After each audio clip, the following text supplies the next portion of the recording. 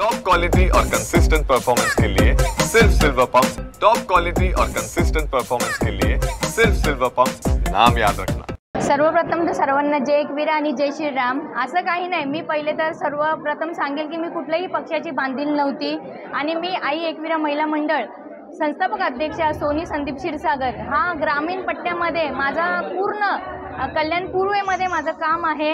त्या पद्धतीने मला ज्या पक्षामध्ये आज वाटलं की विलीन व्हावं आणि असं वाटलं नाही हा पक्ष आपल्यासाठी आहे, म्हणून मी आज सहखुशीने माझ्या महिला मंडळ सकट आणि सर्व माझ्या परिवारासकट वार्ड क्रमांक 108 मधनं जेवढे नागरिक असतील ते सुद्धा मोठ्या संख्येने उपस्थित आहे।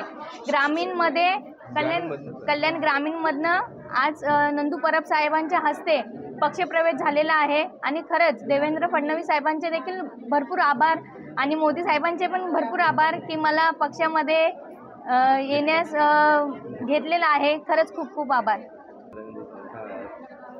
रवींद्र चव्हाण साहेबांचे देखील खूप खूप आभार की ते आम्हाला मलंगडवरती तर तेव्हा भेटलेच होते, तेव्हाच होतं, पण आज योगायोग आलाय। आतिशजी असतील, सगळ्यांच्या हस्ते, ताई असतील, यांच्या सर्वांच्या हस्ते आज पक्षप्रवेश झालेला आहे। खरंच खूप छान वाटते आणि मला एक संधी दिलेली आहे आणि मी अजून जोमाने पक्षाच्या नावाने मी आता काम करेल आणि जे अस्तित्व होतं 5-6 वर्षापासून त्याच्यापेक्षा जास्त मी आता पूर्ण पक्ष अख्ख्या आडवलीमध्येच की पूर्ण ग्रामीणमध्ये गाजवून ठेवणार आहे। आज माननीय देवेंद्रजी फडणवीस आणि महाराष्ट्राचे प्रदेश अध्यक्ष माननीय श्री रवींद्र चव्हाण साहेब यांच्या कामावर विश्वास ठेवून आज आडवली ढोकली येथील म्हणजे आपण पाहताय जवळजवळ 100 ते 150 महिला कार्यकर्त्या भाजपमध्ये प्रवेश घेतला आहे।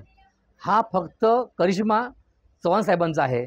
चव्हाण साहेब प्रदेश अध्यक्ष झाले होते, असे बरेच जण भाजपमध्ये येण्यास आतुर आहेत। आपण सगळे जाणताच आहात, आता काही काळामध्ये महानगरपालिकेची निवडणूक लागतील। चव्हाण साहेबांनी बरेच प्रवेश थांबून ठेवलेत। माझी काही दिवसातच तुम्हाला इतर पक्षातून काही नेतेही येतील, तुम्हाला काही दिवसात समजेलच। आणि हा सगळा करिश्मा चव्हाण साहेबांचा आहे। भारतीय जनता पार्टीचा झेंडा महानगरपालिकेमध्ये लागणार।